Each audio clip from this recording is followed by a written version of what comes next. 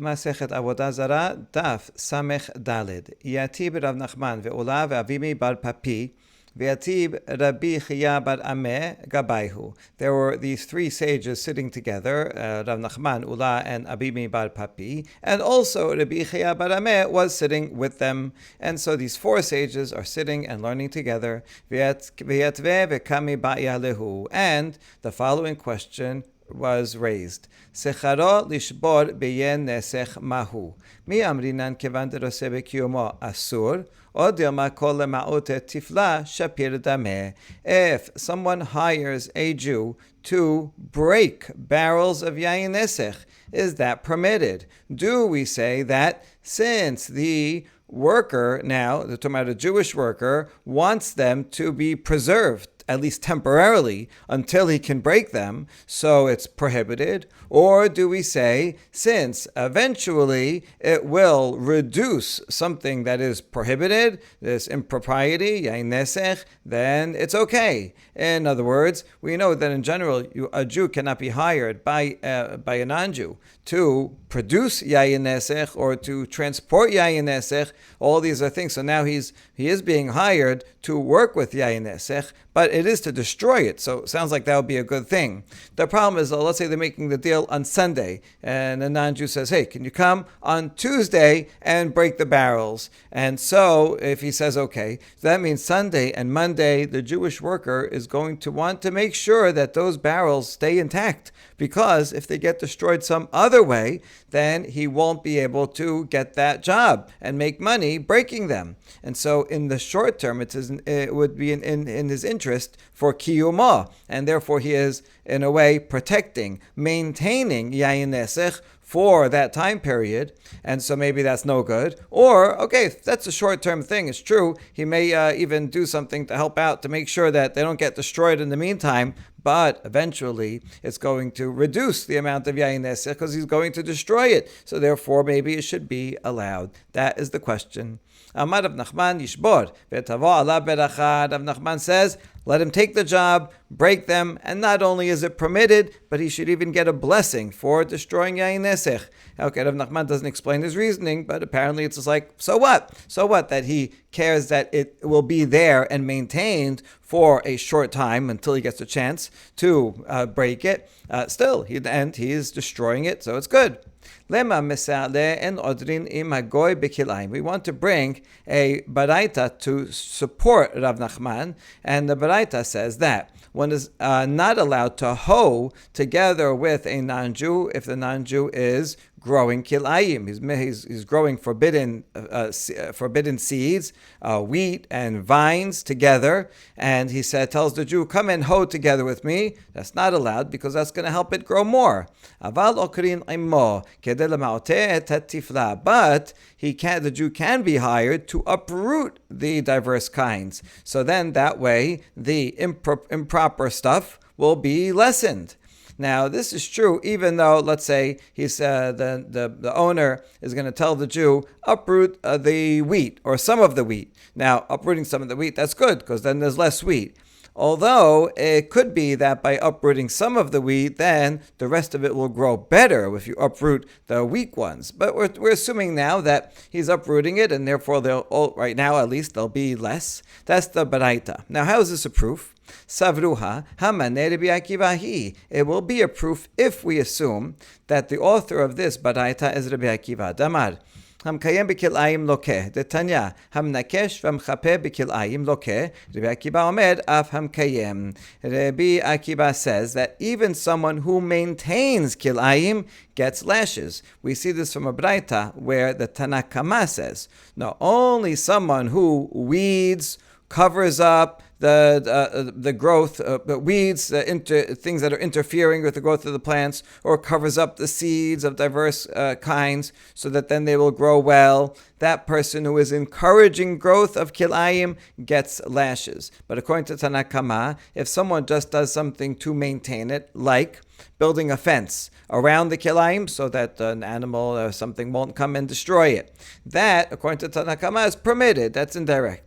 Rabbi Akiva, however, says even someone who maintains kilayim is prohibited and gets lashes. This is an important step for the proof because we need a case that will be parallel to Yayin Nesech. Regarding Yayin Nesech, there is a prohibition to even help out in maintaining Yayin Nesech. You can't be a party in not only making Yayin Nesech, but even supporting it in any way, maintaining it. So, in order for these two cases to be parallel, we have to follow Rabbi Akiva, who says, just like in Yayin Nesech, also in Kilayim, there's a prohibition to maintain it. And yet, if Rabbi Akiva is the author of this baraita, the baraita says not only are you not allowed to help the non-Jew plant, you're also not even allowed to uproot. Now, if a non-Jew hires a Jew to uproot some of the kilayim, then the Jewish worker wants the kilayim to stay there until he comes and is able to uproot them. So he says on Sunday, hey, can you come uproot it? He says, oh, I'm busy till Tuesday. Okay, come on Tuesday. So then he wants it to stay there Sunday and Monday. So during that time period, that's called, his interest is in maintaining the kilayim there. And so, just like Rabbi Akiva, who generally says it's prohibited to maintain kilayim, yet he says it's okay to maintain kilayim temporarily, as long as eventually you're going to uproot it. That's permitted. So too, that's a good proof for Rav Nachman that in Yayin Nesech, where also there's a prohibition, everyone agrees to maintain it, but if it's only temporarily, so that eventually you can destroy it, then that's okay. So that would be a proof. However, we don't have to say that this baraita is Rabbi Akiva. My tamad Rabbi Akiva, Amar Kera, Sadecha lo tizra kilayim, en li'eh la zoreya mekayim minayin, tamad lomar lo kilayim. Before we reject this proof, first we look into what is the source for Rabbi Akiva's ruling that even maintaining, not only planting, even maintaining kilayim is prohibited, because the pasuk says Sadecha lo tizra kilayim. You have to look at the pasuk inside to see the proof. It has two parts. So this is the comma over here regarding mixing diverse animals. And then it says, Sadecha lo tizra kilayim, as three parts, and it talks about begadim, clothing. But these two parts we're focusing on. So first it says animals, and then Sadecha lo tizra kilayim. But notice that this phrase, Sadecha lo tizra kilayim, is unusual word order. It really should have said, Lo tizra sadecha kilayim. Instead, Sadecha is put first. Sadecha, regarding your field, do not plant it with diverse kinds. So because Sadecha is first, you could ignore the ta'amim, the normal punctuation, and read it as Kilayim Sadecha Lo. And so those words, just taken by themselves, mean that you cannot maintain your field with Kilayim. So even without the word Tizra, that's another thing. You cannot even have it there. You cannot not even maintain it. That's the source for Rabbi Akiva. Okay, if this baraita is the opinion of Rabbi Akiva, then it would be a good proof because Rabbi Akiva says you can't maintain kilayim, even though you can't maintain it, but you're allowed to maintain it for a short term so that you can destroy it long term. That's the same ruling as Rav Nachman regarding Yayin Nesech. Right? That's exactly what Rabbi Akiva says. Even though you're not allowed to maintain it, if it's for the goal of reducing improper things, then it's permitted. So too with Yayin Nesech. Even though you want the barrels to stay around for a short time, but eventually you're going to destroy them, then it's permitted. And then we reject this proof. La hamane Rabbanan hi. Maybe this baraita is all Rabbanan. And Rabbanan say there's no problem in maintaining kilayim. So therefore, of course, there's no problem in saying, okay, I want them to stay here for the next couple of days until I can get to work with you, and then I will uproot it. Well, there's no problem of maintaining it at all. So it's okay to maintain it. So then there's not parallel to Yayin Nesech, where there is a prohibition of maintaining Yayin Nesech. But we reject this because if this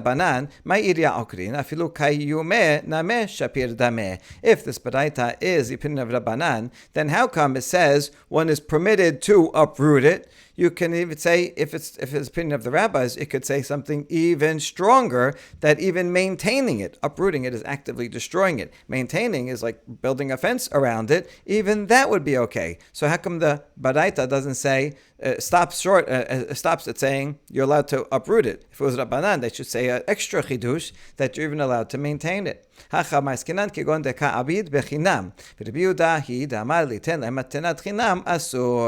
the answer is, this Baraita is talking about a case where the Jew is working for the non-Jew for free. He's helping him out for free. And we're following the opinion of Rabbi Yehuda, who says that one is not allowed to give an unpaid gift to a non-Jew. And so therefore, a Jew is not allowed to help the non-Jew. Now, he is allowed to uproot the kilayim because you're getting rid of something that's a problem. That's okay. But he cannot build a fence around around the non-Jew's field for free. And so now there still actually is a chidush. And that's why the Baraita doesn't say, oh, but he can maintain it. No, in this case, he cannot maintain it because he's doing it for free, and you're not allowed to give free gifts, according to the Yehuda. And yet the Baraita is teaching that even though in general he would not be able to maintain it because he can't give free gifts, in this case, since it's ultimately the purpose is to uproot it, though in this case, the Jew would be able to help maintain the field of the non-Jew temporarily, so that he will then be able to uproot it. And so this is not Rabbi Akiva. However, even though we just proved that it doesn't have to be Rabbi Akiva, it can be Rabbanan, this explanation itself will end up being a proof for Rav Nachman, because now we made it equivalent, which is what we're about to say.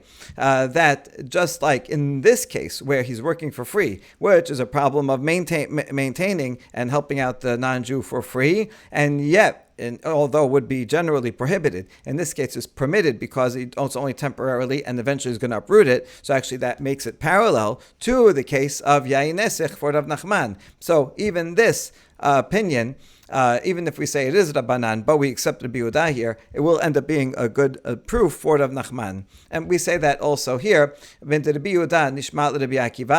it in a slightly different way, that from the words of Rabbi Yehuda, by saying this Baraita is the opinion of Rabbi Yehuda, we can then understand that what the halacha would be according to Rabbi Akiva as well. Lav amar Rabbi Yehuda, asuli ten lahem matenat chinam aval muter tefillah shapir dameh. We just said that according to Rabbi Yehuda, although one is not allowed to give a free gift and maintain someone else, a non-Jew's field for free, but if it's for the eventual purpose of destroying improper things, then it's okay. Rabbi Akiva nameh afagav damar Rabbi Akiva hamkayem b'kilam lokeh lemuter tefillah shapir dameh vetula midi.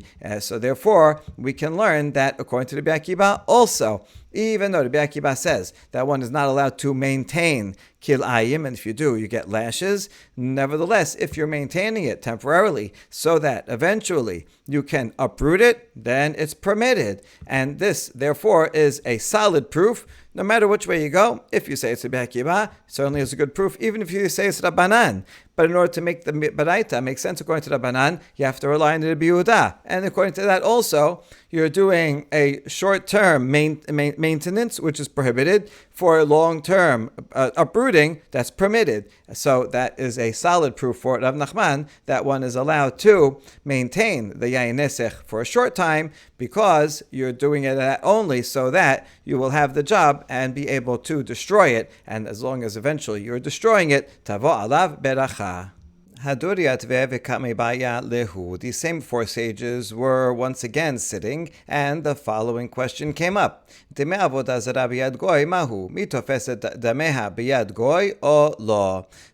monetary proceeds from selling idolatry, if it's in the hands of a non-Jew, what is its status? Does the prohibition of idolatry transfer to the money or not? If a Jew gets proceeds from idolatry, then that money is prohibited. The prohibition of the idolatry transfers to the money if a Jew sells an idol and then gets the money. That's certainly true for a Jew. But the question is, how about for a non-Jew? Amar lehu Rav Nachman mistabera demi avodah zara biad goy mutarin middehan hu da'atu lekamed Rabba bar Abu. Amar lehu zilu zabinu kol ma di'it lechu vetu it gayeru. Rav Nachman said, it makes sense that the monetary proceeds of idolatry in the hands of a non-Jew should be permitted. Non-Jews are also prohibited from worshipping idolatry. That's one of the Sheva Mitzvot B'nai Noach. But the question is, does it transfer to money? So Rav Nachman says, although they cannot worship the idol, but if they sell it, then the money is permitted.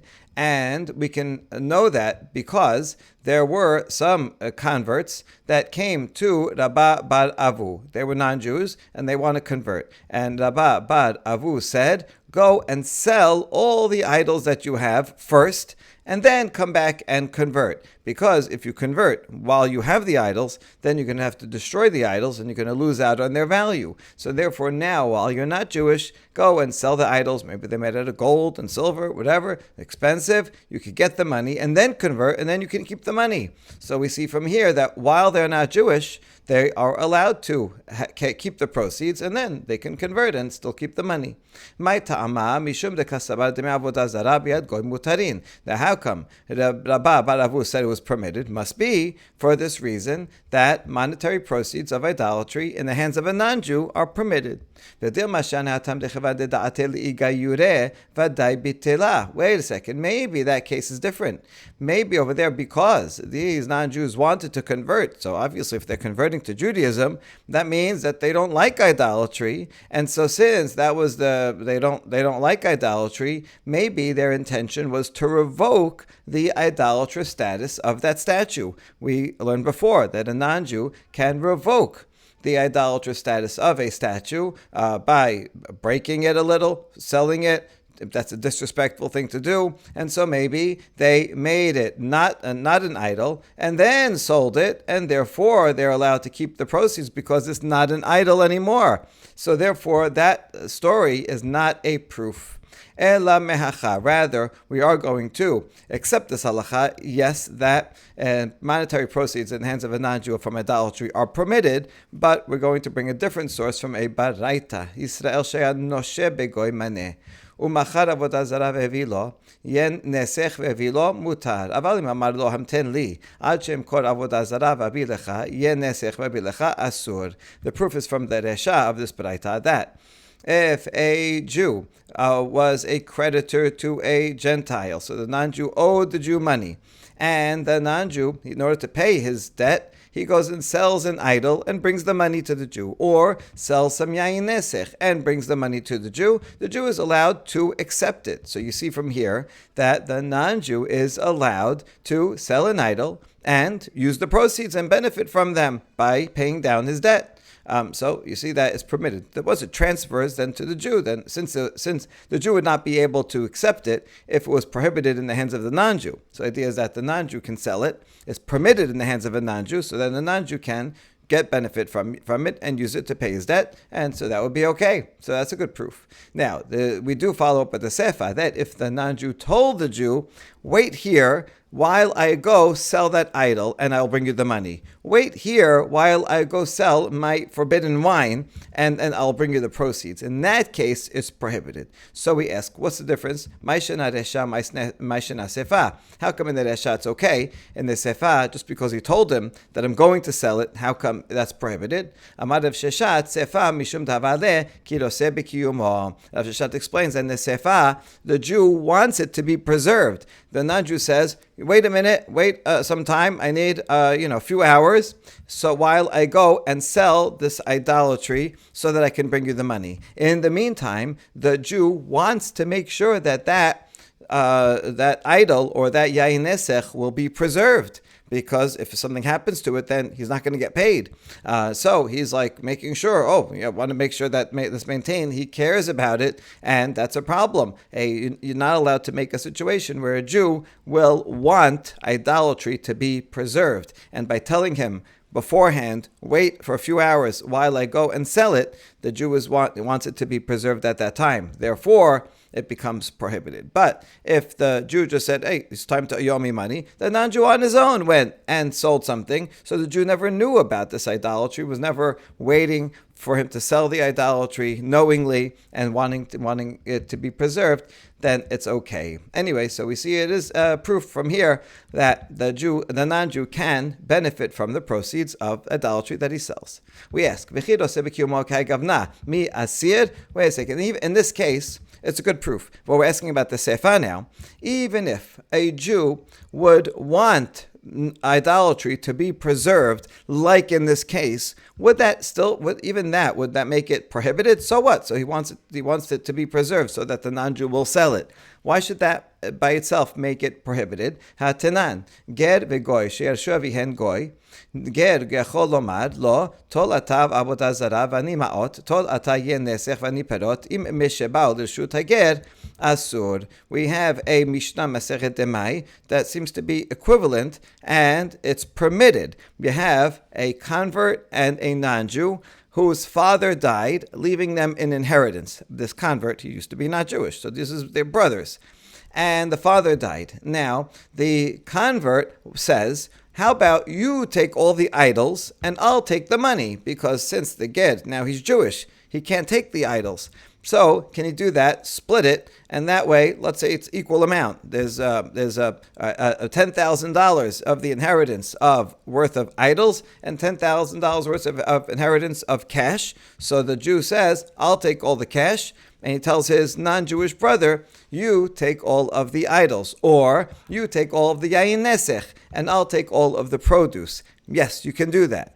However, if they already came into the possession of the ger, then it's prohibited. In other words, if they already delivered this stuff and the yayin nesech, they delivered it into the hands of the convert, and then he says, "Oh, listen, I got this yayin nesech here in my possession. Can we switch? Right? You got the produce, I got the yayin nesech. How about we switch?" At that point, it's forbidden because it was already divided, and this ged already has the yayin nesech, and now by switching it, he's doing commerce. He's trading yayin nesech for something else that means he's benefiting monetarily for it. But before it's delivered, before it's in his possession, it's still in the possession of the estate, so the Ged didn't get it yet, so he can benefit in that way.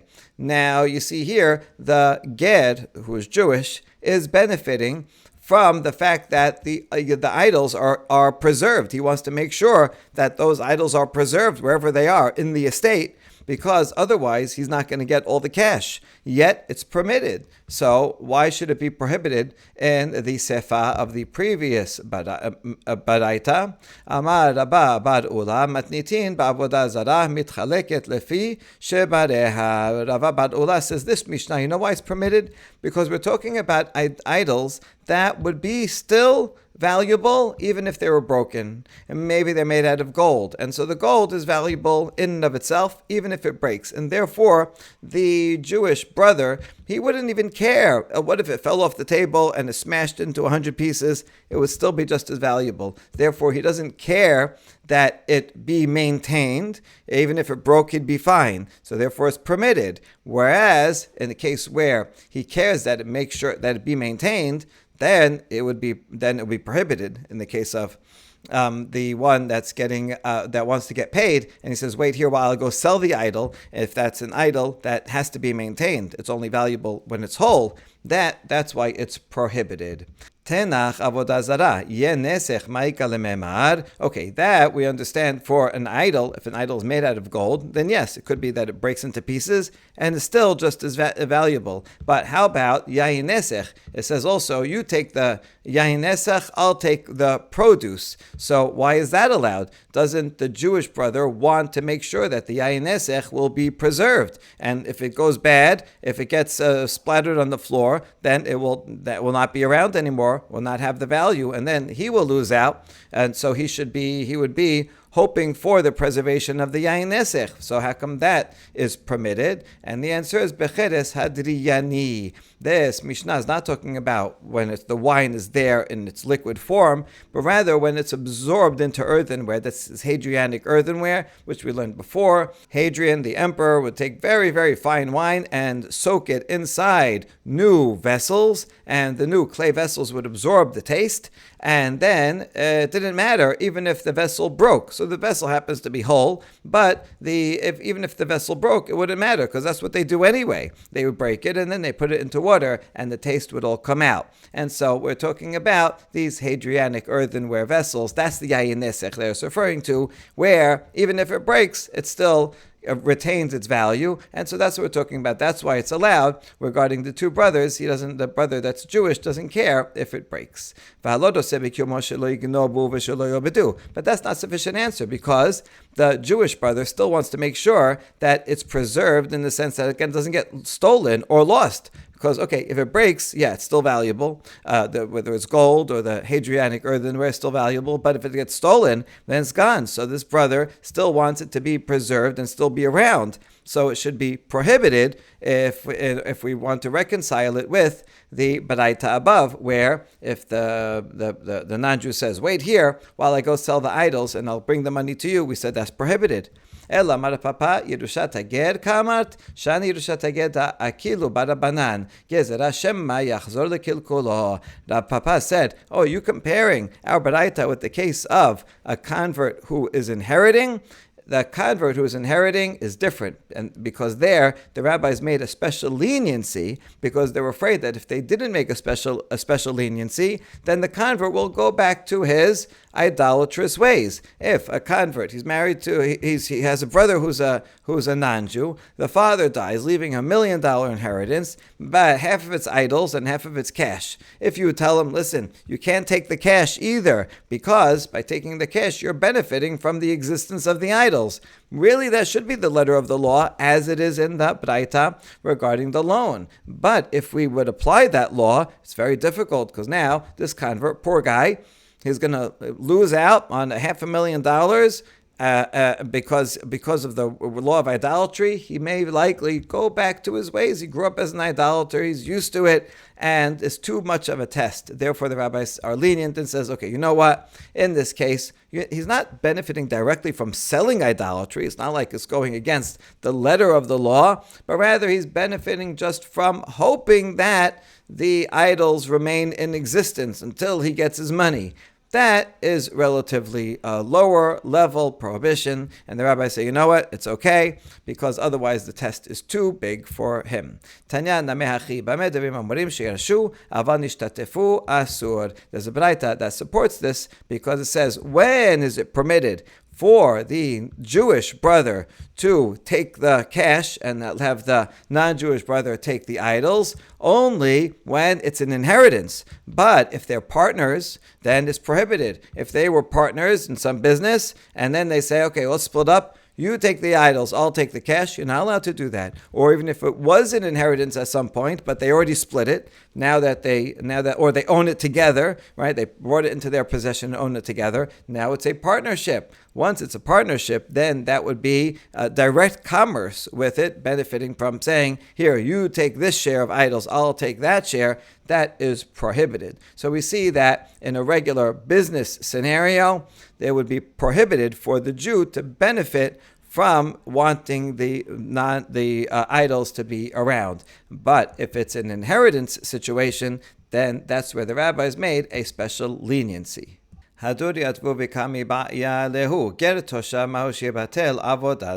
same sages were sitting together, and they brought up yet another question. Can a ger toshav nullify an idol? We know that the law is that a Jew does not have the ability to nullify an idol. If a Jew owns an idol, then the only thing that the Jew can do is smash it up completely and throw it into the Dead Sea. He has to destroy it completely, because there's no way to rid the idol of its idolatrous status by a Jew.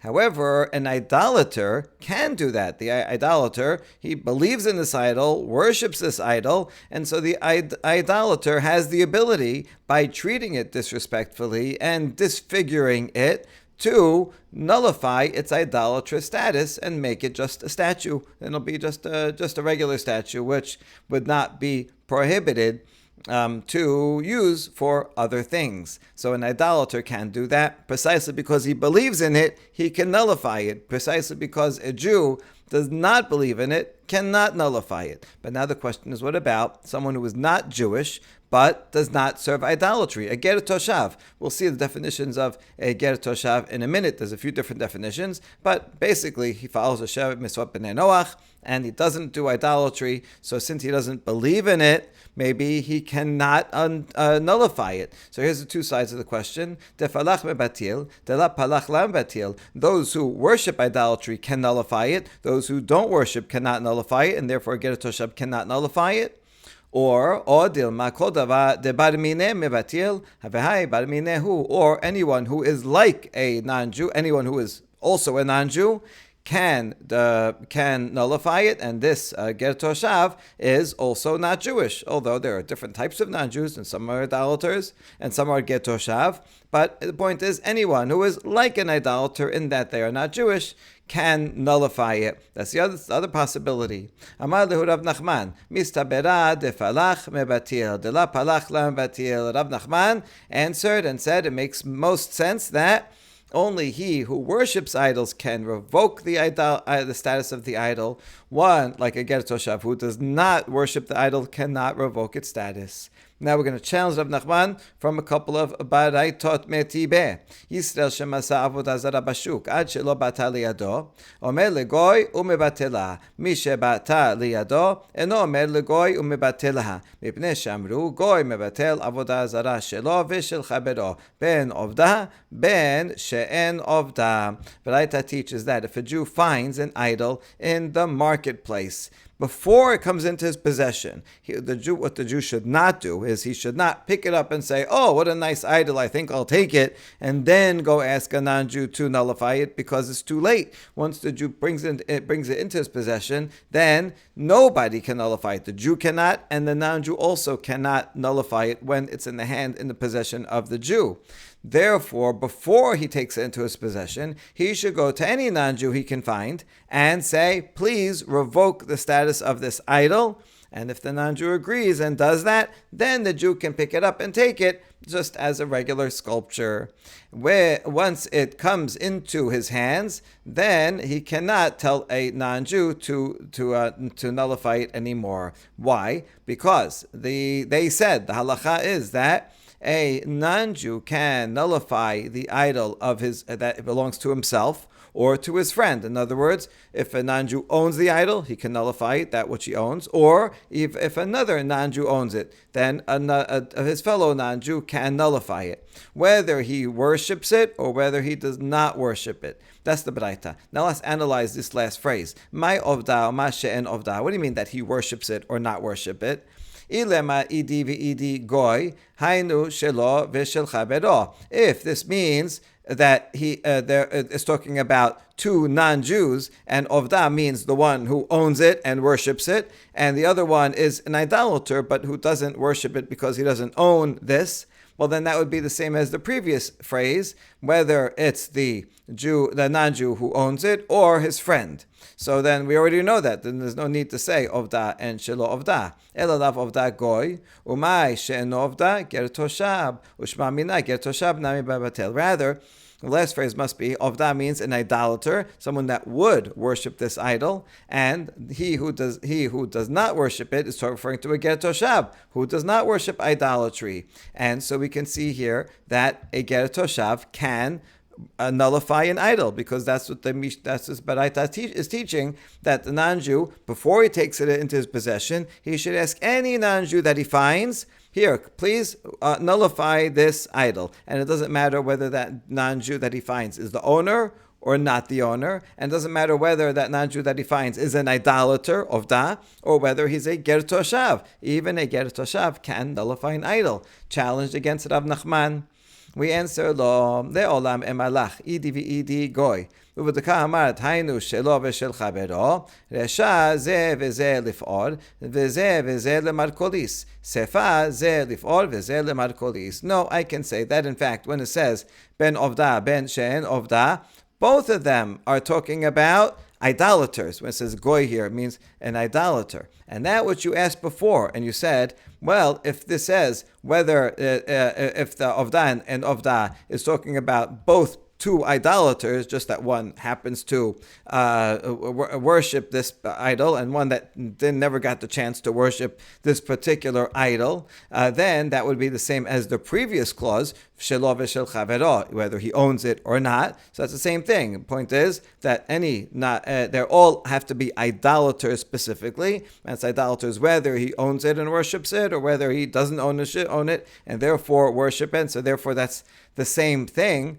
So why would the Baraita give two lines that say the same thing? I can answer that. Resha ze v'ze lifor, ze v'ze lemarkolis. Sefa ze lifor v'ze lemarkolis. The first line that says that a goy can nullify his own idol or that of his friend, that's talking about where these two idolaters both are peor worshippers or both are markolis worshippers. So if you find a statue of markolis for Mercury, a pile of stones, and so you go and if you find the idolater who worships this very pile of stones, he certainly can nullify it. And also, you can get a worshiper of Mercury that doesn't worship this pile of stones, but he's a worshiper of Mercury in general, and he worships other idols, other piles of stones. He can also do it. That's the Resha. The Sefa comes and says, not only that,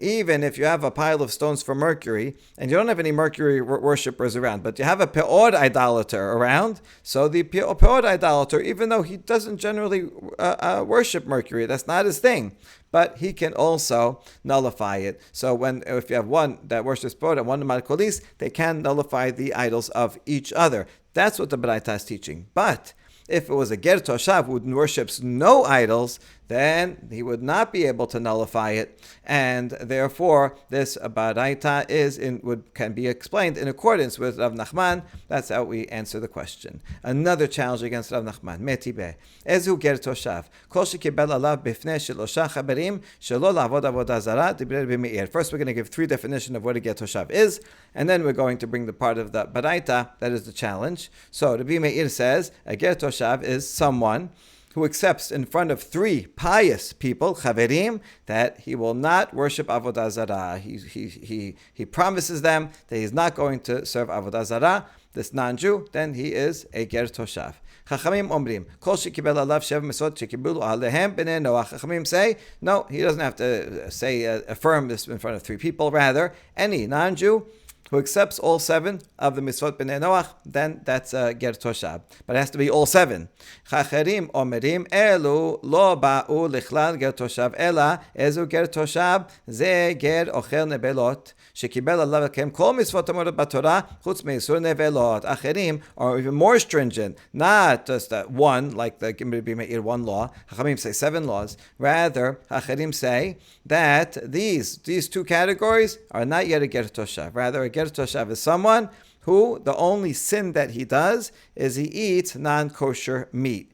And he accepted to follow all the mitzvot, 612 mitzvot, he has to follow, except for unslaughtered carcasses. That's the only one that he doesn't do. That's a ger toshav. Okay, no matter how you define it, here's the law of a ger toshav. Miachadin es lo yain, ve'en mafkidin es lo yain, ve'afilu be'ir sheruba Yisrael. Aver mechadim es lo yain, afilu be'ir sheruba goyim, shamno keyeno. We can leave him alone. Yichud. He can have yichud with our wine. He'll be alone in a room with our wine, and we don't worry that while in the few minutes that we leave him alone, secluded with the wine, that he's going to go and pour it to an idol because he's a ger toshav and he doesn't worship idolatry. So that's okay. But we are not going to deposit wine with him for a long time storage, because even if he's not going to worship idolatry, maybe his non-Jewish friends will come, he'll exchange it for other wine, so he's not going to be so careful in that sense. And even if it's a city that's mostly Jews, still you cannot give him wine to watch for a long term, because who knows, it's mostly Jews, but there's some non-Jews, some idolaters, and so he might have a relationship with those idolaters and they'll come and make it bad. So it can't be long term. However, he can be alone with the wine for a short term, even if it's a city that's mostly non-Jews, because so what? There are mostly non-Jews around, but he is only there for a short time with it, and he is not going to give it to idolatry. So that's permitted. Now, furthermore, his oil has the same status as his wine, which sounds like just like his wine. Now, see, we let the Ger Toshav be alone with Jewish wine, but we are not going to drink wine that he manufactures. And now we're saying that his oil is also prohibited like his wine. We interrupt the Baraita to ask about that. Shamno ki anos salka da'atech. Are you really saying that his oil is prohibited like his wine, and therefore just like Ger Toshav wine is prohibited not only to drink, but also to get benefit from, because it's still produced by a non-Jew, even though he's a Ger Toshav. So oil also is going to be prohibited in not only for drinking, but also to get benefit from. Shemen mikahave yen nesech is oil like yayin nesech, even when that prohibition, a gezerah of oil applied, it only applied to drinking, eating the oil, not to benefiting from it. So this doesn't make sense to say it would be so strict. Rather, actually the other way around, that the Ger Toshav's wine is only as prohibited as oil, meaning only for drinking. So if a Ger Toshav produces wine, a Jew is not allowed to drink it, that's true, but a Jew can benefit from it. ונשאר כל דבר הרי הוא כגוי. רבן שמעון אומר, יהיה נסך ואמרילה מותר בשתייה. For all other matters, the Ger Toshav is considered a non-Jew. We're going to examine what that means. What does all other matters mean? And that's going to be the source of our question against Rav Nachman. But then Rabban Shimon says that their wine is like total yayin nesech, right? He goes against what we just said here, and he says that the wine that a Ger Toshav manufactures is prohibited even for benefit. Others say, in the name of Rabban Gamliel, another version of what he says, is that he thinks that wine of a Ger Toshav is permitted even to drink. So the two versions of Rabbi Shimon are completely opposite in the opposite directions. The one who says that it's prohibited even to get benefit from, likely would say, but he's a Ger Toshav, he doesn't do idolatry, so it would be the reason. Could be that the reason for Yain Nesech in the first place was really about intermarriage, and a Jew still cannot marry a Ger Toshav. Ger Toshav is not a convert. And so, since the real reason is not so much idolatry, but really about intermarriage, so therefore, that would apply also to a Ger Toshav. And the other version that says permitted to drink, even to drink, would say, no, really, the reason for Yain Nesech is, in fact, because of idolatry. He's not doing idolatry. He's a Ger Toshav. So therefore, there's nothing to worry about. So therefore, you can. And the reason is not really because of intermarriage. Okay, so now, that's the end of the Braita. Here's the question. Katani miha v'lishar kol devarav harehu kegoy. Lemay hilchata lav dim batel avoda zara kegoy. Says for all other laws, a Ger Toshav is considered like an idolater. So what does that mean? Well, for what application is that? Is it not that the Ger Toshav can nullify an idol just like an idolater can? So this is a challenge to Rav Nachman, because Rav Nachman says, no, it makes more sense that a Ger Toshav cannot nullify an idolater, but here it says he can. Amar Rav Nachman bar Yitzchak, lo liten reshut ulbatel reshut. Rav Nachman bar Yitzchak answers that this line, that for all other matters a Ger Toshav is like a non-Jew, this is not referring to nullifying idols. In fact, a Ger Toshav cannot nullify idols, and in that sense he is not like a non-Jew. Rather, this line is applying to Eruv Haserot. If there are many Jews that are living in a certain area, and let's say everybody in that area is Jewish and observes Shabbat, and they want to be able to carry on Shabbat from one courtyard to another, or from their courtyards to a common alleyway, then they need to make an Eruv. They do that by having everybody participate and contribute some food and put all that food in one place. And that shows, look, we're putting our meal in this one place, and therefore we're going and coming all to this one place, and all of our courtyards we're considering to be one shared area, not separate domains, but one common domain. Since it's a common domain, we can carry throughout the area. However, technically, an Eruv Chaserot can only work if everybody in the Eruv participates and is Jewish and Shomer Shabbat. If someone says, no, I refuse, then that's a problem, because now it's a partnership and one of the members of this area refuses to join in, so then that ruins the story for everybody else. So how can we make an Eruv if there might be some non-Jews or some Jews who are not Shomer Shabbat in that area? So the answer is that it depends if whether they're Jewish or not Jewish, as the Braita will explain, and we'll come back to this line, what it means liten reshut ul batel reshut, to give or renounce one's domain. The Braita explains, Yisam mishumad mishamer mishabato bashuk mebatel reshut shen mishamer shabato bashuk en mebatel reshut mipnei shamru Yisrael noten reshut batel reshut. If you have a Jew who does not keep Shabbat, but he keeps Shabbat in the marketplace, meaning in public, he's Shomer Shabbat, but he's otherwise a Mishumad. He's an apostate Jew, but in public he doesn't violate Shabbat. That person can allow the Eruv to go forth by renouncing his right in the shared domain. He can't join in because he's not Shomer Shabbat, but he can say, I renounce my rights to my courtyard, and therefore everybody else can go and use it. However, if the apostate Jew does not keep Shabbat in public, he violates Shabbat in public, then he doesn't even have the ability to renounce his rights. Why?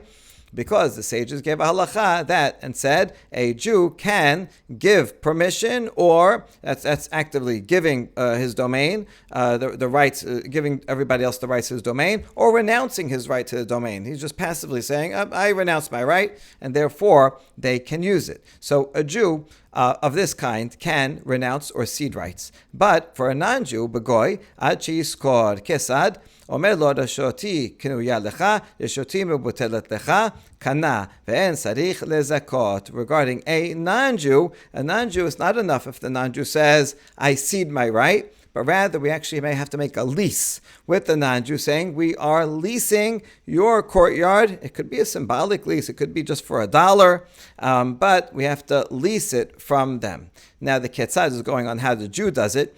If it's a Jew who is Shomer Shabbat in public, even if not in private, even though he's an apostate Jew, but he keeps it in public, then how does he give his right? He can say either that my domain is acquired by you, or he can say my domain is renounced to you. Either way, if it's more active, I'm giving it over to you, or I renounce it for you. Either way, that is a valid acquisition, and you do not have to make a physical possession. You don't have to do an actual kinyan. It's enough just to say that statement, and then everybody else can go ahead and make the eruv. But for a non-Jew, it's not enough just to renounce.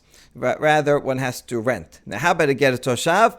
So now we come back to Rav Nachman that says, for all other matters, a ger toshav is like a non-Jew. What does that mean for all other matters? For this matter of making an eruv, a ger toshav, even though he does all the mitzvot, 7 mitzvot, all the mitzvot except one, as many mitzvot as he does, still, if you want to make an eruv with a ger toshav who lives in that area, it's not sufficient for them to give the rights to their domain or renounce rights to their domain. They actually have to, the law is like a non-Jew, that they would have to do a lease in order for everybody else to be able to make an eruv, and so that the Jews there would be able to carry. Anyway, that's what the line is referring to.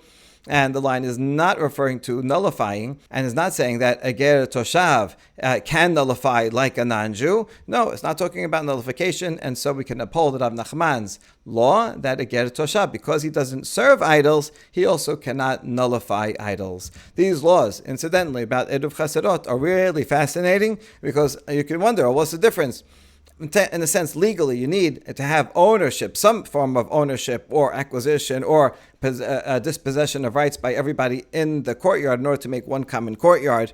But by making these different statuses of making it a little bit easier, a little bit harder to do, there seems that the reason for all this is to encourage Jews to live in an area that is mostly or even all other Jews who are Shomer Shabbat, because then you create a stronger community, more tight-knit. less possibility of negative influence by idolaters or apostate Jews. And so, yes, there are loopholes, and so it's possible to make an eruv with non-Jews and idolaters and apostate Jews around, but you're going to have to go through these extra steps, and it's not necessarily true that they will allow you. These apostate Jews might say, no, I don't want to make an eruv. I'm not going to give my possession. The idolaters might also, out of hate, out of spite, out of laziness, whatever, they might not want to come and join in. And so you can only make an eruv if it's all religious Jews, or at least if the non-Jews and other idolaters and apostate Jews are at least friendly enough, tolerant enough that they will allow the Jews to make such accommodations.